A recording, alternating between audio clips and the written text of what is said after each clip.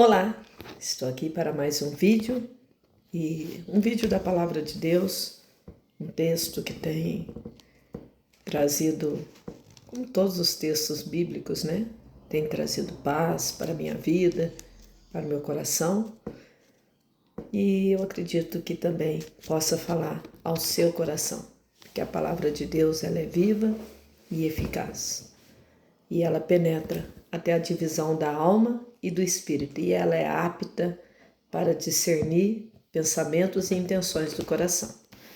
Então, eu quero ler um texto que está no livro do Salmo 32, e versículo 7. Diz assim a palavra do Senhor. Salmo 32 e versículo 7. Tu és o lugar em que me escondo. Tu me preservas da angústia. Tu me cinges de alegres cantos de livramento.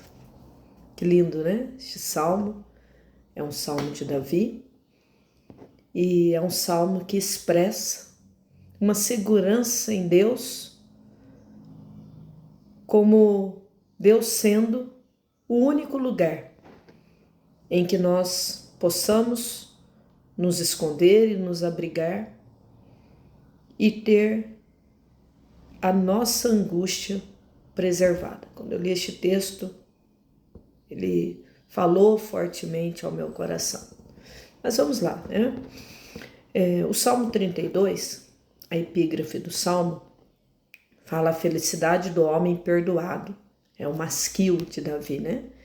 E a palavra masquil fala de ser sábio, de sabedoria, de conhecimento, tanto que este Salmo 32, também ele está na categoria de salmos didáticos. E aí a didática, né, que é a arte de instruir, a arte de passar conhecimento, né, a técnica de ensinar, que nós fazemos isso, né, quando estamos na escola, quando estamos tendo a oportunidade de ensinar. E o ensino ele é transformador, o conhecimento ele é transformador. Então aqui, o Salmo 32, Davi ele inicia esse salmo dizendo que aquele cujo o pecado, a transgressão é perdoada, ele é bem-aventurado. E o que significa bem-aventurado? Bem-aventurado é feliz. Feliz e feliz. Feliz de uma maneira especial. E Davi fala, no primeiro verso e no segundo verso, que aquele homem que tem os seus pecados perdoados, ele é bem-aventurado, mais do que feliz, feliz e muito feliz. E por que Davi, escreveu este salmo? Eu vou falar um pouquinho do contexto deste salmo, tanto o Salmo 32 como o Salmo 51 também, que é um salmo lindo. Davi ele escreve num contexto em que ele havia errado, que ele havia cometido falhas. E ele escreve este salmo possivelmente, nesse contexto. E quando nós vamos observar o contexto do salmo, aí nós teríamos que recorrer ao texto de 2 Samuel, capítulo 12. Eu vou fazer um resuminho bem rápido aqui, só para nós entendermos o significado deste salmo. Também como do Salmo 51, mas hoje a gente vai falar só do Salmo 32. Davi ele estava vindo de um período de vitórias, Ele, como rei de Israel, estava reinando em Jerusalém, e ele vinha de um período muito vasto de vitórias. E num desses momentos que ele estava vivendo, ele enviou Joabe e os homens para a guerra, e ele fica no palácio. E num dia ele está lá, passeando pelo terraço do palácio, e ele avista uma mulher se banhando, do terraço do palácio. Ele conseguiu avistar uma mulher. Essa mulher era Betseba, e ele ficou de alguma forma encantado por aquela mulher e foi ver quem que era e descobriu que ela era a esposa de Urias. Urias era o heteu, e esse Urias estava também na guerra junto com Joabe. E Davi amou aquela mulher. E naquele tempo, né, era suportado o homem ter mais de uma mulher, suportado. E a Bíblia diz, né, quando a gente vai ler, que Davi trouxe aquela mulher para o palácio e ficou com ela. E foi só um pequeno pecado, né? Talvez à luz dos olhos de Davi foi um pequeno pecado. Que tinha, o marido estava na guerra, ele era o rei, ele tinha o controle, né, ali daquela situação. E de repente, só um momento e passou.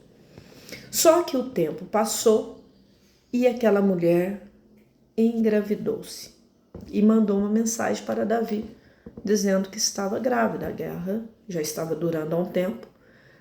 E aí quando Davi ficou sabendo, aí Davi criou uma estratégia. A Bíblia fala que um abismo chama outro abismo, e Davi criou então uma estratégia. O que Davi fez? Davi mandou um recado para Joabe e mandou trazer o marido dela de volta, que era Urias, da guerra. E Urias veio, e aí Davi, né, ali conversou com ele, se alegrou com ele, e deu a oportunidade dele voltar e ficar com a mulher dele. E aí estaria tudo resolvido, né? Ele ficaria com a mulher. Só que Urias não foi ficar com a mulher dele. Ele ficou lá no pátio do palácio. E ele mesmo falou para Davi: não, isso não é certo, os homens estão na guerra, a arca de Deus, a presença de Deus, e eu me alegrar, não está certo, não vou me alegrar com a minha esposa, não, nesse momento não, enquanto os meus amigos estão na guerra, né? Urias dá aqui um ensino sobre amizade, sobre companheirismo, sobre fidelidade a Deus, enfim, ele dá vários ensinos. E ele não vai ficar com a sua esposa. E aí Davi tinha um problema, e agora um problema muito sério, porque ele tinha tido um relacionamento com a mulher, ele tinha já cometido um pecado de adultério. E agora, mais um problema. E aí, um abismo chama outro abismo. O que ele fez? Teve um segundo plano. Ele escreveu uma carta para Joabe, e naquela carta ele falava que era para colocar Urias na frente da batalha. E o próprio Urias levou a carta. Que triste, não é? Mas quando a pessoa está no erro, a pessoa não consegue medir consequências, né? A pessoa vai errando, vai errando. E de alguma forma eu estou no controle, ninguém está vendo, eu estou fazendo aqui, estou sendo estrategista, estou usando as minhas estratégias e ninguém está vendo mesmo. E o que tem? Eu sou o rei, eu posso fazer, eu mando. E Urias levou aquela carta e, para encurtar a história, Urias morreu naquela batalha. Aí Davi ficou sabendo, mas enfim, aí tem um outro contexto que agora não é o momento de eu me ater a esse contexto. O homem morreu, Davi levou a mulher para sua casa, e aí agora sim, uma viúva, né? Passou o tempo e ela ficou ali com Davi, e basicamente tudo sob controle. Mas no Salmo 32, no versículo 3, olha o que Davi escreve.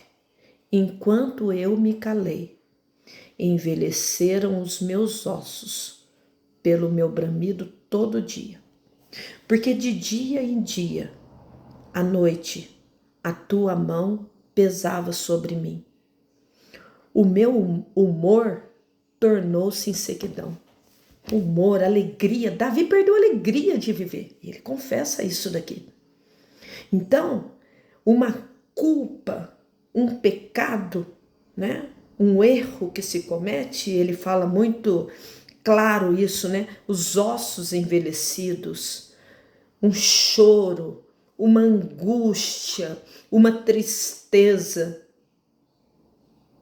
porque havia errado e havia errado feio, e agora a culpa estava consumindo Davi.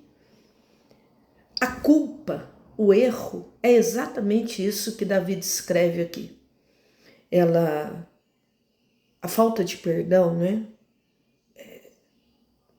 Perde a saúde, perde a felicidade, perde a alegria, perde a paz. Mas ele fala que aquele que tem o pecado, a transgressão perdoada, ele é mais do que feliz. E por que eu trouxe esse texto aqui?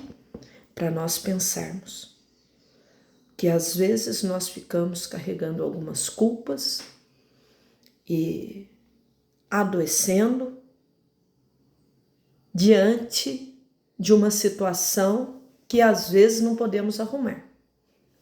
Davi, ele enfrentou as consequências, teve muita consequência. Num outro vídeo a gente conversa sobre isso. Teve várias consequências do erro. Mas a liberdade da vida, do coração de Davi, foi quando ele foi perdoado. E quando se fala, em falta de perdão, em falta de alegria, eu lembro de uma frase que eu ouvi, que uma pessoa que não perdoa, ele convive com o erro o tempo todo, porque a consciência atormenta.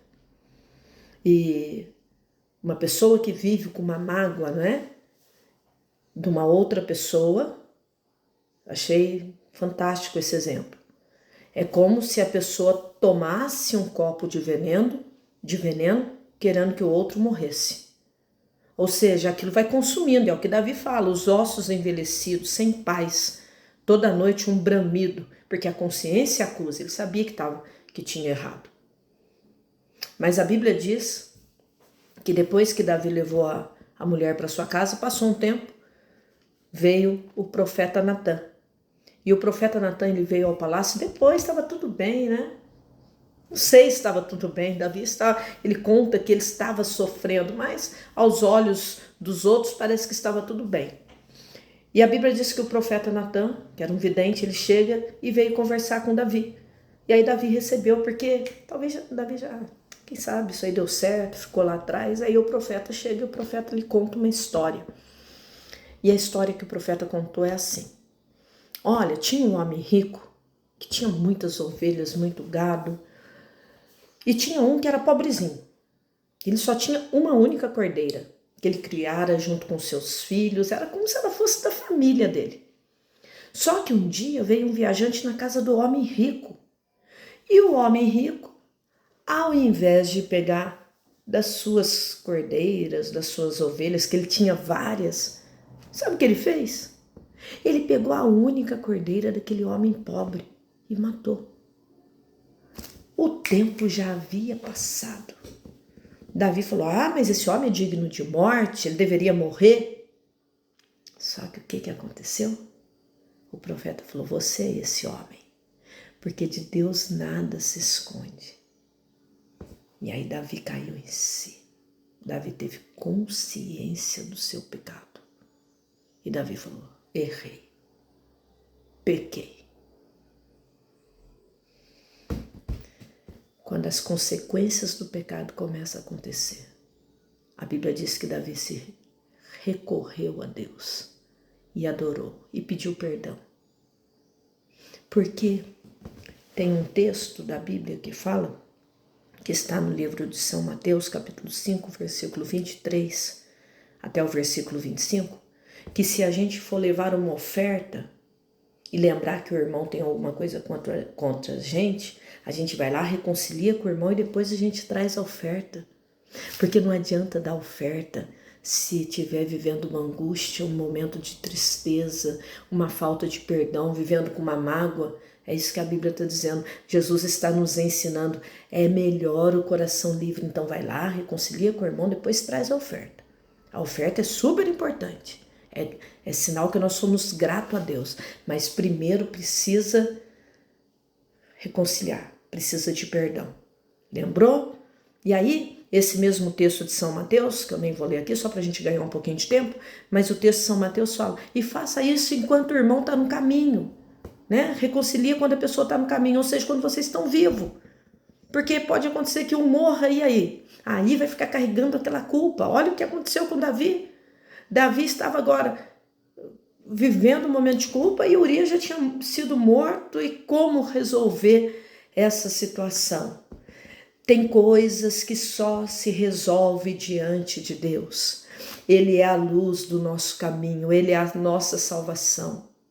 Jesus contou uma parábola uma vez, também agora sim está no Evangelho de São Lucas. Jesus conta uma parábola e a Bíblia diz que Jesus estava ensinando e de repente uma pessoa lá do meio da multidão falou para Jesus: fala para o meu irmão dividir comigo a herança. Está lá no livro de São Lucas capítulo 12, Evangelho de São Lucas capítulo 12, do versículo 13. E Jesus falou assim: mas espera aí, quem que me pôs como divisor de herança, como juiz de herança?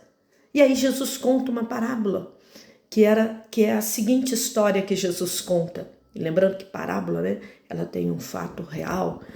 E Jesus fala: olha, um homem ficou muito rico e a herdade dele começou a render muito. Ele falou: nossa, isso aqui tá pouco, eu tenho pouco lugar para guardar minha riqueza, vou fazer mais, vou construir mais celeiros. E ele foi construindo, e quando ele viu que ele tinha construído muito, que ele tinha trabalhado demais, ele falou: agora eu posso descansar, para falar para minha alma, né? Eu posso conversar com a minha alma para ela descansar, porque eu fiz muito. E aí Jesus adverte: louco, esta noite pedirão a tua alma, e o que você tem guardado para quem será? Então algumas correções nós temos que fazer em vida. E o que eu trago para mim e para você é este verso do Salmo 32, o verso 7. Tu és o lugar em que me escondo, tu me preservas da angústia, tu me cinges de alegres cantos de livramento. Ele é Deus. Não sei o que aconteceu, não sei o que você fez, de repente magoou pessoas. Se dá para consertar, conserte. Alivie o coração, seja feliz, seja bem-aventurado, seja muito mais do que feliz. Não fique carregando uma culpa, carregando uma mágoa, tomando veneno todos os dias. E às vezes a pessoa que foi magoada não está nem sabendo do que aconteceu. Mas eu trago isso para nós nesse dia, que nós possamos chegar diante de Deus. Tem um Deus que sabe de todas as coisas. Olha o que está escrito, né? O que o apóstolo Paulo escreveu na epístola aos Romanos.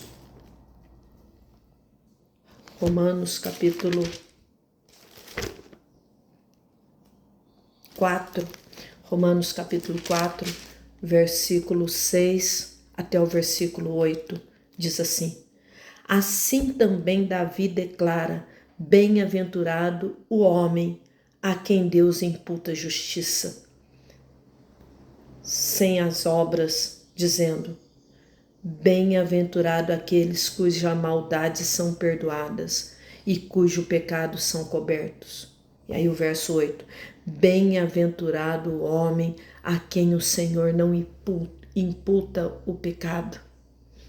Bem-aventurado o homem a quem o Senhor não imputa pecado. E o versículo 1, né? O versículo 6 diz: aquele que o Senhor imputa justiça. Sabe o que é imputar? Imputar é colocar na conta, é acreditar na conta. Ele poderia colocar na minha conta e na sua conta o nosso erro, o nosso pecado. Mas ao invés disso, Deus, na sua infinita graça e misericórdia, Ele não colocou a culpa do nosso erro na nossa conta. Ele não acreditou, Ele não imputou, mas Ele imputou justiça. E como que Ele fez isso? Através de Jesus Cristo. Por isso que nós somos justificados, não por aquilo que nós fizemos. Nós não somos bons. Nós temos erros, temos falha, mas nós somos justificados pela fé. E através da fé nós podemos dizer que nós temos paz com Deus através de Jesus Cristo. O Senhor não imputou o nosso erro. Então descanse o seu coração, tenha paz. Não a paz que o mundo dá. E o texto ainda fala, né? Que os nossos pecados são cobertos. Não quer dizer que está jogando debaixo do tapete, está escondido. Não, não, não. Está dizendo que se nós confessarmos as nossas culpas, os nossos pecados a Deus, se der para conciliar com a pessoa que você ofendeu, né, que você magoou, faça isso, resolva a situação. Mas se não der, confesse a Deus os seus pecados, porque Ele imputa justiça à nossa vida. E a gente pode dormir em paz e descansar, porque Ele cuida de nós. E Ele cuida com tanto carinho que... Deixa eu abrir um outro texto aqui. Hebreus. Já vou terminar. Estou olhando que o vídeo está ficando longo, mas eu já vou terminar. Hebreus capítulo 4, versículo 14. Olha só. Visto que temos um grande sumo sacerdote, Jesus, Filho de Deus, que penetrou nos céus, retenhamos firme a nossa confissão. Confissão é um exame de consciência, é um arrependimento. Nós podemos confessar os nossos pecados a Ele. E aí o texto de Hebreus capítulo 4 vai dizer: cheguemos, pois, com confiança ao trono da graça, para que possamos alcançar misericórdia e achar graça. O que é graça? É favor imerecido. Você chega lá como Davi chegou: eu errei, pequei, fiz tudo errado. Mas agora eu estou diante de um Deus que perdoa pecados. Eu estou diante de um Deus que conhece, é o Deus da graça. A gente pode chegar e achar misericórdia e sermos ajudados em tempo oportuno. E aí ele faz aqui uma inferência do sacerdócio, porque o sacerdócio humano, né, quando você vai e chega diante do sacerdote, do padre, do pastor, seja lá, ele também é fraco, tanto que ele tem que oferecer o sacrifício pelo seu pecado e pelo pecado dele também, né? Então ele tem que lá oferecer a oferta pelo pecado e pelo pecado dele também, porque ele também é fraco, ele também erra. Quem que não erra, né? Todos nós erramos. Mas aqui o escritor aos Hebreus está falando de um sumo sacerdote que não oferece oferta por nós, ele é a própria oferta. O próprio Jesus se entregou na cruz do Calvário como oferta. E hoje eu e você podemos descansar, porque em Hebreus capítulo 5, versículo 9 diz assim: e sendo ele consumado, veio a ser a causa da eterna salvação para todos que lhe obedecem. Tenha paz, descanse. Ele é o perdoador, é Ele que perdoa os nossos pecados e as nossas falhas. Descanse, não fique carregando culpa. O Senhor não acredita a culpa na nossa conta, porque Jesus morreu na cruz para nos salvar. Beijo no coração, ótimo dia, Deus abençoe.